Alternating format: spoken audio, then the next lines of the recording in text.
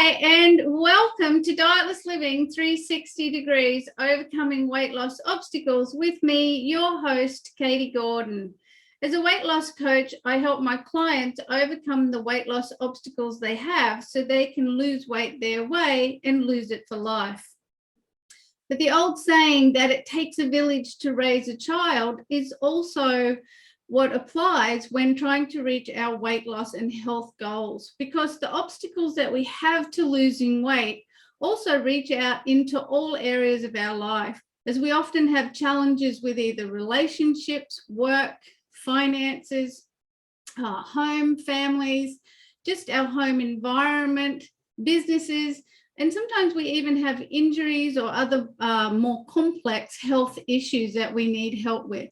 So with that in mind, Dietless Living 360 Degrees brings in other professionals to help you overcome those obstacles. And today we have the wonderful Andy Steer, founder and director of Vividly Simple Limited. Andy lives in South Oxfordshire in the UK with his partner and two of his three daughters. He also has two grown-up sons who live not too far away, which is really lovely to have your family nice and close. And for many years, Andy was frustrated by the unnecessary complexity that surrounds anything to do with IT or telecom. And having spent so many years running his own company as he was in the corporate life, he is now in the happy position to be able to work with smaller businesses and help them to make informed choices about how and where technology can be used effectively. Andy set up Vividly Simple in 2016 with services aimed squarely at helping small business owners and managers to choose the right IT for their businesses by removing the frustration and leaving them free to grow the business or spend time with their family, even better still, to do whatever it is that they like to do. So welcome to the show, Andy, and thanks so much for joining us today. It's really great having you. Thank you, Katie. Thanks a lot. It's great to be here. Thank you. Now, listen, could you tell us a little bit about what it is specifically that you do and what the main way is that you help your clients? Sure. I mean, in the old way of describing it, I guess we provide IT support and we help customers with IT projects. But in the new way of thinking, which I prefer, it's more about relieving that stress that comes along with complexities in IT, and when your computer's going wrong and everything's happening all at once, your deadlines are fast approaching. And we step in and we're the people there to, remove all of that pressure and just let you get on with what it is you do best. So we worry about your IT and leave our customers to get on with what they do best.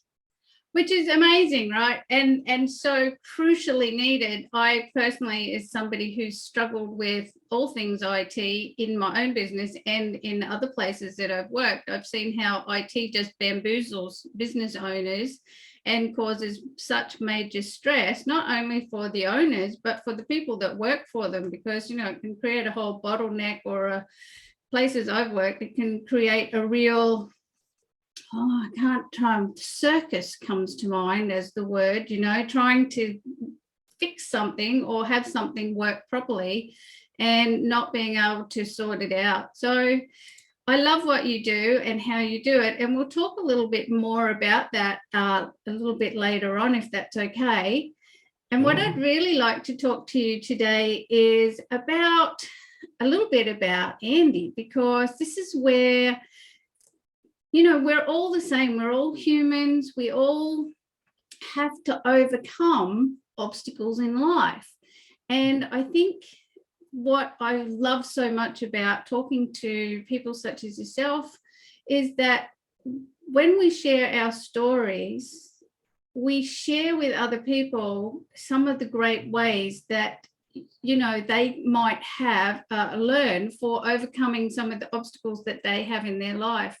So with that in mind, what's one of the greatest hardships that you've had to overcome in your life, and how did you do it? Like, what strategies did you use and how did you develop your resilience?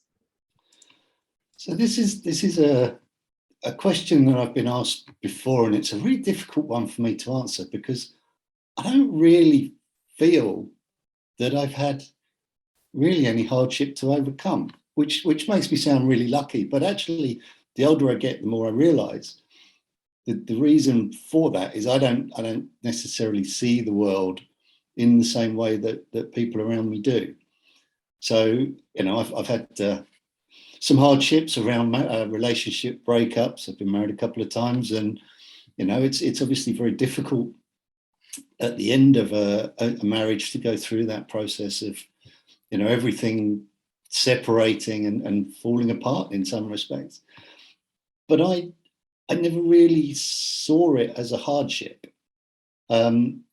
However, if I look through the eyes of the other people involved, I'm sure they did. Yeah. And I'm sure that same principle applies to lots of the things we're going to talk about today, that I tend to be quite confident about my view of the world and about opportunities and potential. And it's the other people around me that probably struggle more than I do in these kind of situations.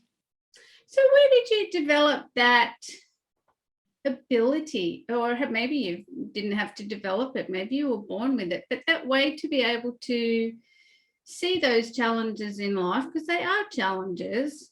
Sure. Even if they don't feel so much like a hardship, but they are challenges, breaking up in relationships, or people die in our lives. We have things that we have to overcome, but to be able to have that really sort of a clean view of just accepting that this is what is and moving through the emotional states, because it's generally the emotional states that trip us all up and have us doing things that create those hardships for us. How long do we like that as a kid?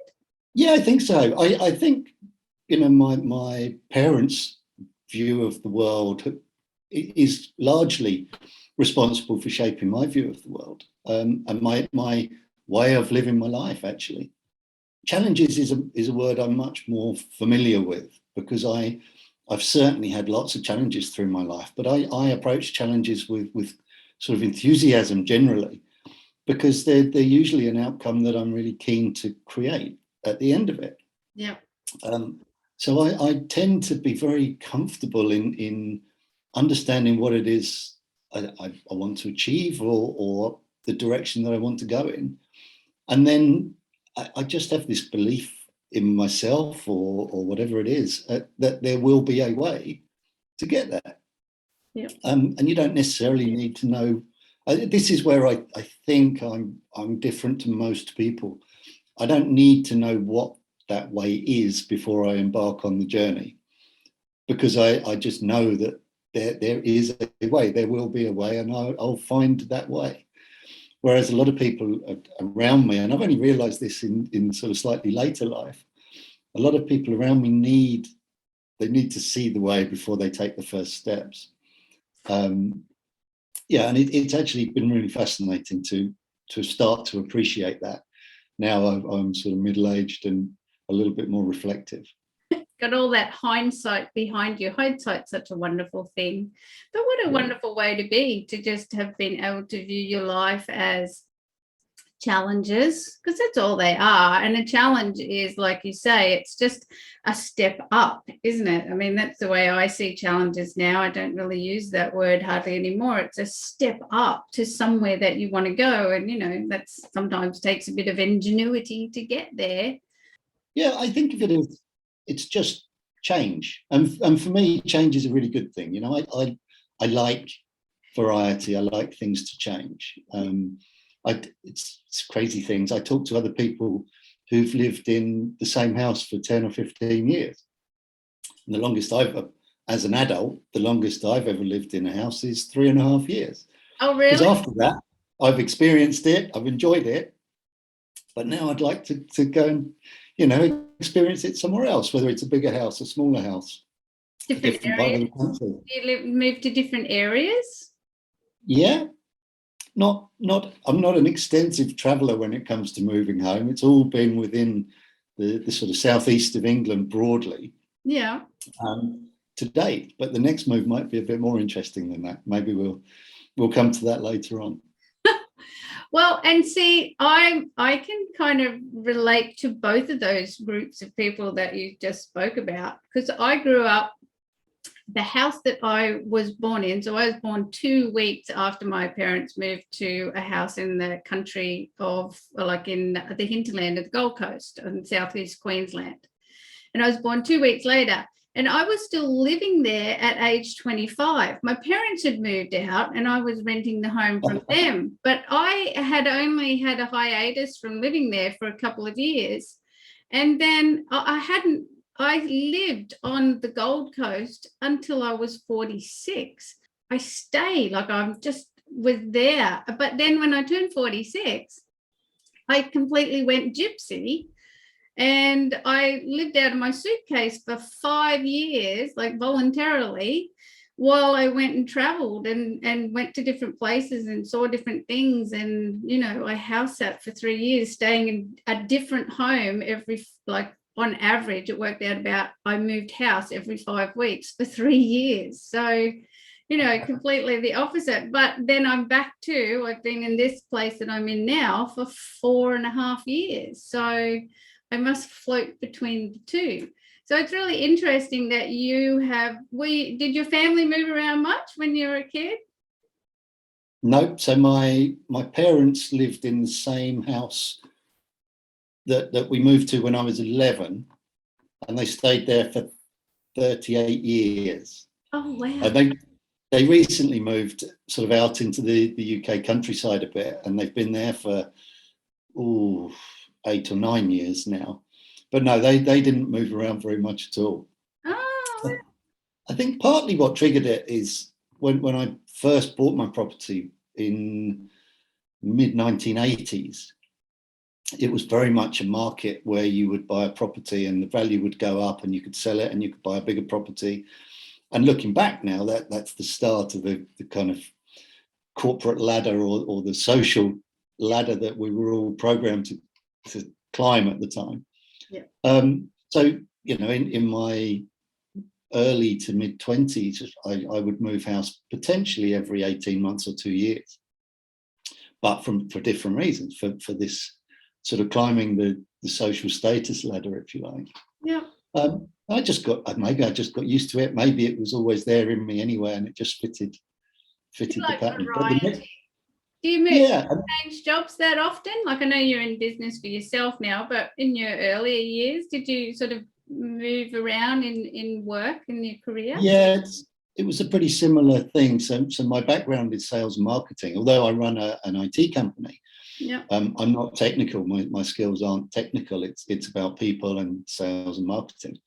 And again, at that same point in life, in sales, it was quite a ruthless profession, and you had to move companies generally to increase your salary, and you need to increase your salary to buy the bigger house, and you're in this loop. Get stuck. So yeah, I would say probably, you know, every 2 or 3 years I would change jobs as well, interspersed. So I set up my first company myself when I was 25. Oh, really? What was that one? 24 actually.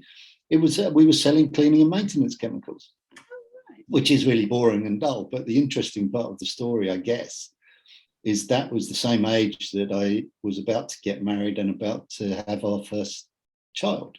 Right. So it kind of, maybe that demonstrates how difficult I might be to live with sometimes, because to me, there was no trepidation about that at all. I was perfectly confident that was the way to go. My wife or wife-to-be probably didn't think the same, although I didn't ask her at the time. I think she was I can be quite infectious, I think, when I get an idea and start to enthuse about it. And I guess she came along because it transferred onto her as well. And it turned out fine, you know. You became enthusiastic. Yeah, I think so. And it was, you know, we worked for 3.5 years, but that's the 3.5 years again. You know, then it was time to move on. The longest I've ever worked in one place, I worked for T-Mobile. Mm-hmm. T-Mobile at the time was a much smaller mobile operator called One to One in the UK, and it was then bought out by T-Mobile later. And my career there was 9 years. Oh, wow. There you go. You had a steady moment. Did you have many roles? Yeah, I did. And that was in that time? Yes. So you got your variety. Yeah, about 4 or 5. Yes, exactly. Yeah. So I do need variety. I need to mix things up from time to time. And you know, whether that's within an organization or deciding to get out and do it for myself. Yeah. You know, that's what I do. Even, in fact, when I left T-Mobile, there was an option to take redundancy, which I decided to do. And I really wanted to get away from that corporate life. So although I changed roles a lot, I think I was sensing I've been here way too long. Yes. So I spent the redundancy money on buying a property and doing it up to sell. Yeah. And spent they call it houses here. I don't know if they call it over there. Same thing. Yeah, same thing.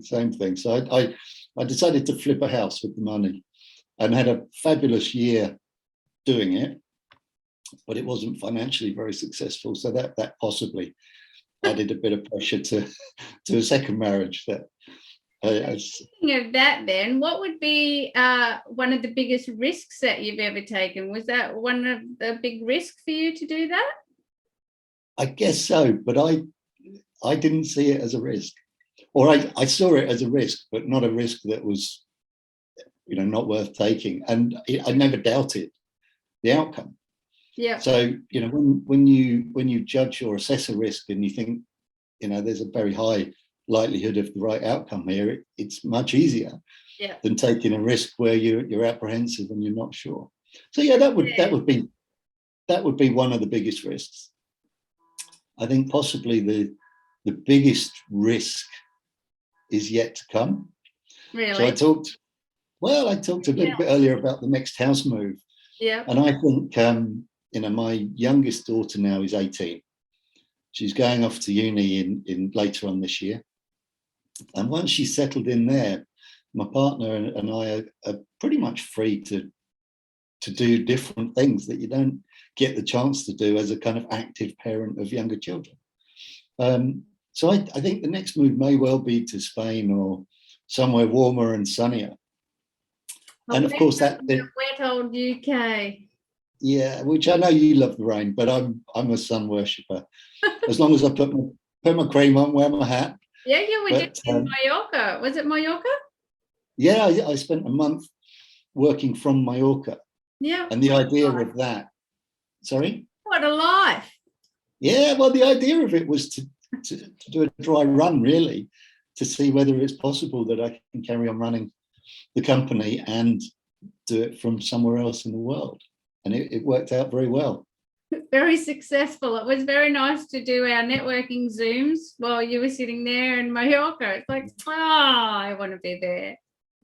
All right, well, tell me, then we've sort of talked about the hardships, and this question may seem a little bit the same, but has there been anything that you've voluntarily put yourself through that felt like it was a bit hard? Like, I know I've done a couple of things, only really 2, that I voluntarily put myself through because I really wanted to make a change or have a new experience.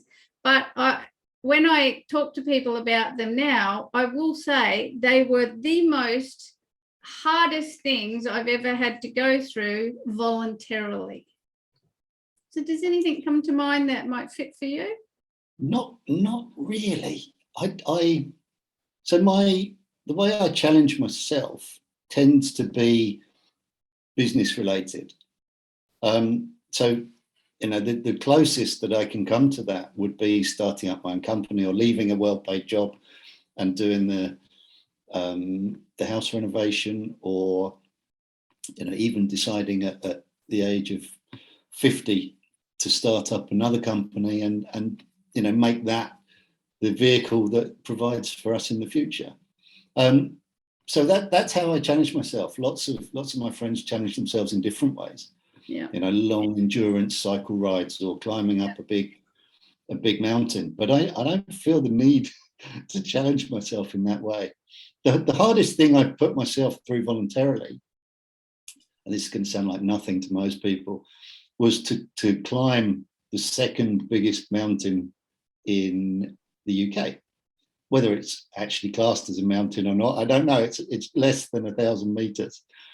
But I decided to do that with some friends, and we just, set off at about 10 o'clock in the morning, and 8.5 hours later, we staggered back after climbing all the way to the top and all the way to the bottom. And, that's not how I enjoy challenging myself. Halfway up, I could have easily sat there, had a glass of wine, and then turned around and come back. And waited for them all to come back down. I'll catch you on the return. And I wouldn't have felt at all like I'd missed out, even if they came back with massive smiles and they'd reached the top and felt that sense of achievement. It wouldn't have made any difference to me at all. So have you ever done any trekking, or did you just do that from a cold start? Like, I mean, no, 8 hours walking, that's a lot for most people. Yeah. I mean, most people do it in less time than that. So we did take a picnic and 2 bottles of wine in our backpacks. So we weren't rushing up and we weren't rushing back. And no, but I like to go for a walk around the countryside, but nothing extreme. And I prefer to stroll or amble around and look at what's going on around me rather than head down and route march anywhere. Yeah. I think the longest walk I'd done before that, I did with my granddad when I was about 11 or 12 years old, and that was a 10-mile walk for charity. So that shows you my level of trekking.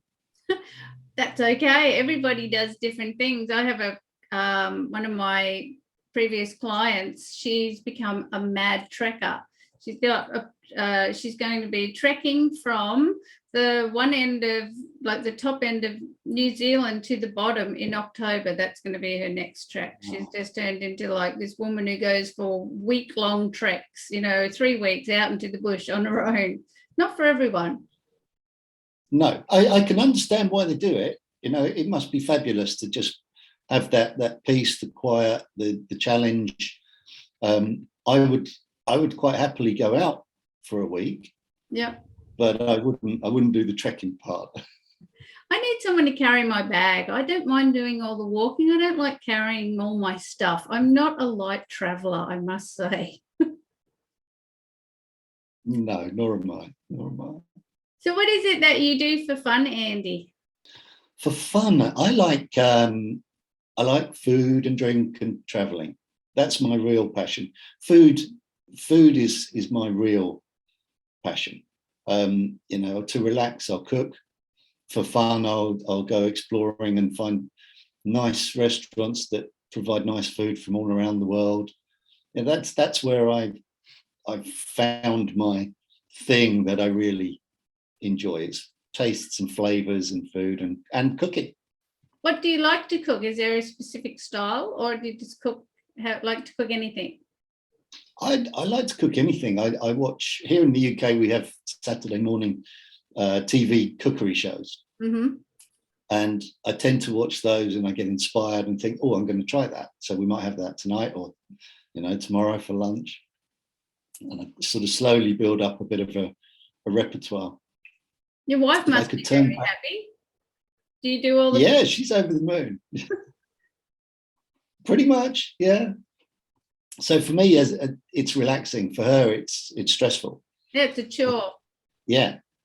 However, she loves cleaning up, and I'm not so good at tidying up. So it works really well, and it's what keeps the children. But yeah, it's also what keeps the children coming back to see us from time to time. So they come back for the food, really. Come back for Dad's cooking. Exactly. Well, that's nice, because I really don't do a lot of cooking anymore. I just do really simple food, fast, simple and easy and fairly quick to cook. I used to make elaborate food, and then I outgrew it. But I do remember enjoying making a meal from scratch. I used to like to make Indian food from scratch, blend all your spices and grind them and do all of that. Yeah, I like a mixture. So I like to do things. I like to have enough time to cook if I'm going to cook. So cooking under pressure is not my thing either. Operating under pressure is not really my thing. That's probably why I try and avoid it. But yeah, when you've got time and you can plan, I'm happy to do something a bit more elaborate. But I also really appreciate the things that are really fast but really tasty. Pastas with a really simple sauce with the right ingredients can be just wow tasty, but just take 10 or 15 minutes to create. Yeah. Well, it didn't sound like you're a fan of takeaway food, like, the basic takeaway stuff. You either go to a nice restaurant or you make some nice food for yourself, which is the way it should be. Yeah, I think fast food is one of the scourges of modern living, to be honest. We part of the appeal of the Mediterranean and Southern Europe for me is still that traditional approach to food and to cooking and to ingredients. Yeah. And in the UK, it worries me that we're less like Southern Europeans and more like Americans.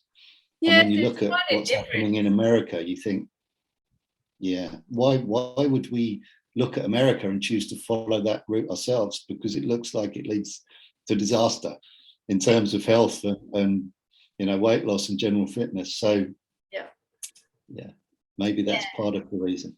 I do like the Mediterranean style. In my house sitting adventures, I stayed in a 300-year-old organic olive farm. I stayed at it was sort of a retreat thing, and wasn't a proper solo house sit there, so there was lots of other people there, and we used to pick the olives off the olive trees were 300 years old. So you're picking olives from a tree that's 300 years old.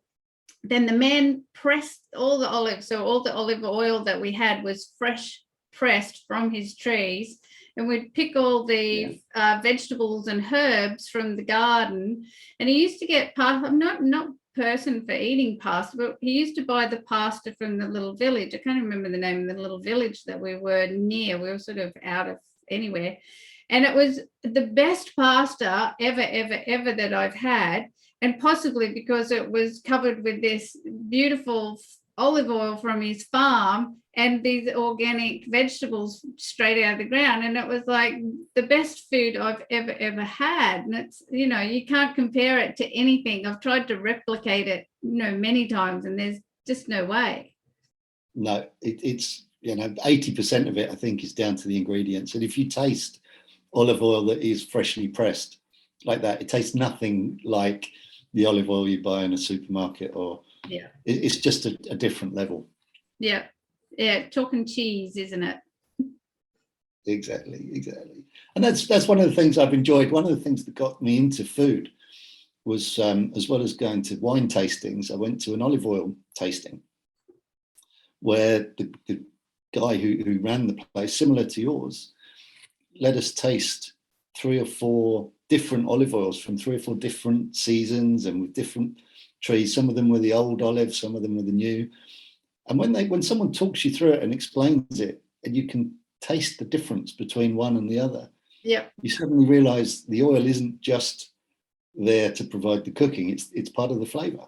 Exactly. It's part of the experience of the food. And, when you get the really cloudy, like in Italy, they do the really cloudy oil. So it's like the actual proper first pressing, there's so much bits and pieces in there, and it just adds to the flavor and the tastiness of it. Yeah. That's me on a plate, really. Excuse the pun. Well, tell me, Andy, what is it that you like to do to relax?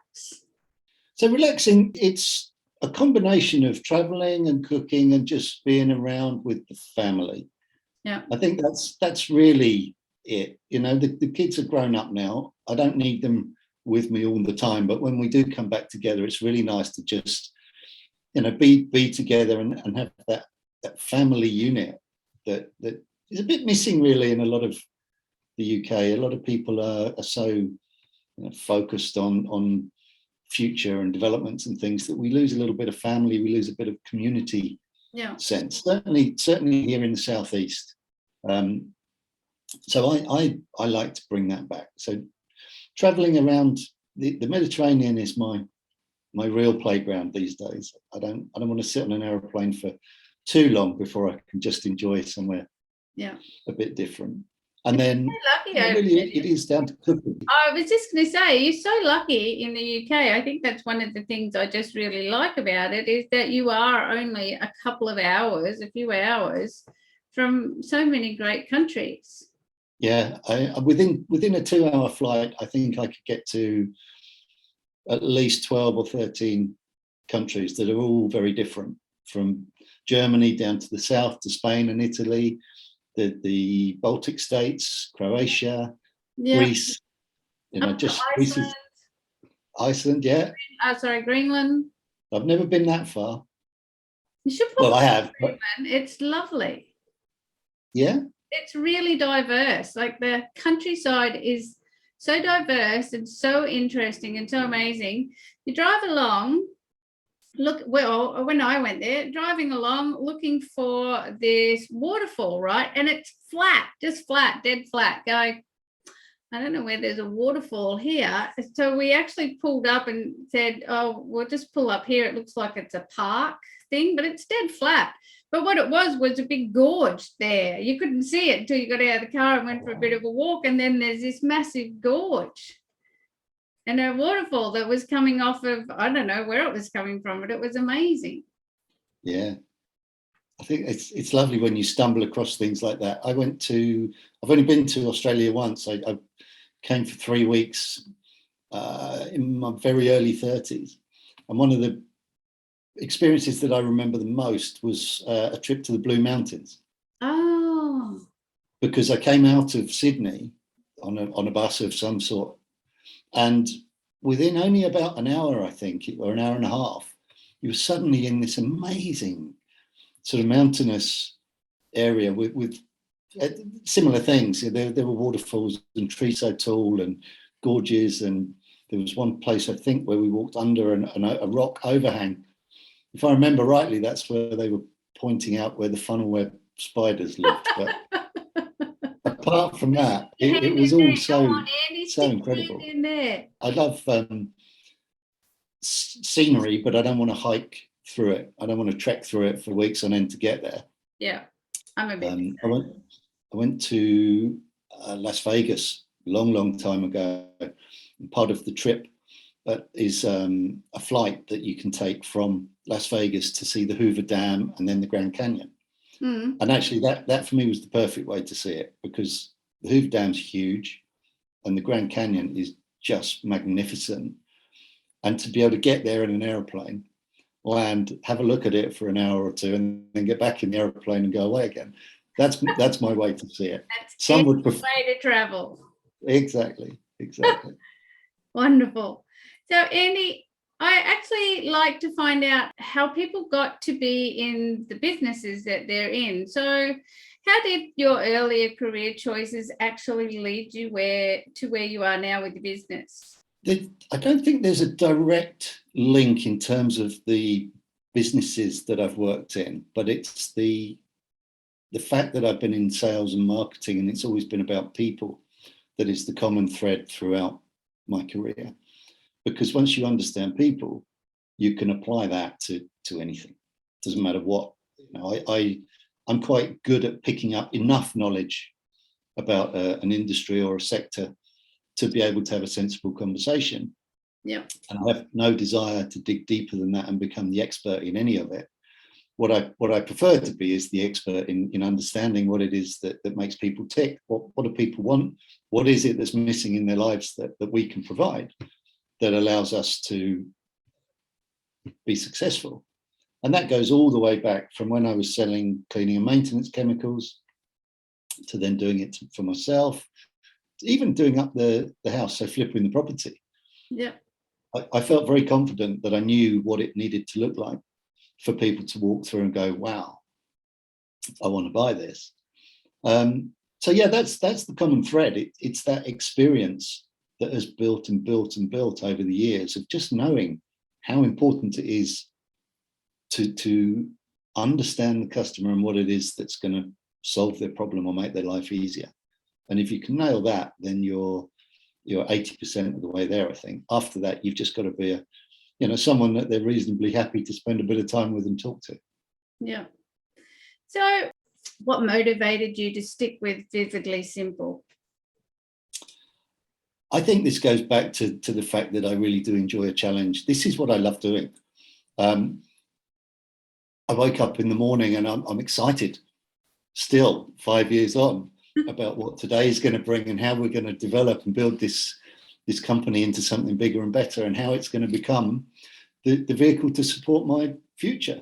Yeah. We've just come through 2 years of a pandemic, which was for many people an absolute disaster. For me, less so. There was a really challenging few days when we all went into lockdown, and you could see around the world everything was starting to close down. Yeah. But that, for me, represented another challenge to say, okay, what is it? People need IT. We're all going to be working from home. People need IT. How are we going to change what we do to make sure that we're delivering it and make sure we get through this pandemic phase? So, you adjust your expectations. Every day is a little bit different, but every day you've got this constant change, which I think between us we've identified is one of the things that drives me on. Yes, you do like the variety and the challenge. That's me. Okay, so where can people find you if they want to know more about your business and how you can help them, Andy? So the best thing to do is find us on the website first. It's www.vividlysimple.com, or drop me an email. My email address is andy@vividlysimple.com. Yep. Or you can do it the old-fashioned way and give us a call. My number is the UK, which is +44 118 304 3194. Awesome. And we'll include those at the end of this podcast as well. We'll pop them up for people so that they can see them. So thanks again for coming on the show today, Andy. It's been such a great pleasure talking with you, and thank you for sharing so much about yourself. I really enjoyed the conversation. And, it's always so hard to say goodbye. So to all you wonderful viewers out there, please make sure that you subscribe to this channel and leave us a comment below and let us know what you found valuable about our conversation today, and what was it that you found or resonated with Andy. Was it his travel? Perhaps it was his cooking. And maybe was there something that we talked about today that will help you to overcome an obstacle that you're currently facing? So thanks again for watching. And if you've enjoyed the show, please do leave us a comment, give us a thumbs up, and subscribe to the channel and share with a friend. And thanks again, Andy, for being here. It's been wonderful, and we'll all say goodbye now. My pleasure. Take care, Katie. Thank you. Bye for now.